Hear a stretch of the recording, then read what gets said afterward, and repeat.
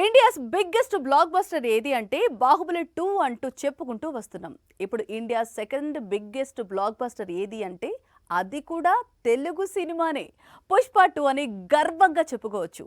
21 రోజుల్లో పుష్పరాజ్ సరాసరి 1700 కోట్ల వసూళ్లను దాటాడు. India's biggest blockbuster Baahubali 2 collections ను దాటేందుకు అడుగు దూరంలో ఉన్నాడు పుష్పరాజ్. ప్రస్తుతం వసూళ్లు 1700 కోట్లు దాటాయి. కేవలం 21 రోజుల్లో ప్రపంచ వ్యాప్తంగా ఈ వసూళ్లను సాధించాడు అల్లు అర్జున్. తెలుగు రాష్ట్రాల నుంచి 300 కోట్లు, తమిళనాడు నుంచి 70 కోట్లు, కర్ణాటక నుంచి 85 కోట్లు, కేరళ నుంచి 18 కోట్లు, నార్త్ ఇండియా నుంచి 750 కోట్లు, ఇక ఓవర్సీస్ నుంచి 240 కోట్లు.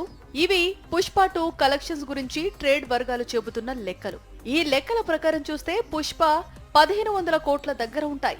కానీ చిత్ర యూనిట్ మాత్రం పుష్ప 2 వసూళ్లు ఆల్రెడీ 1700 కోట్లు దాటాయని చెబుతున్నాయి. బాలీవుడ్ లో పుష్ప 2 ఫీవర్ కొనసాగుతోంది. 20 రోజులుగా అక్కడ మేనియా కంటిన్యూ అవుతోంది.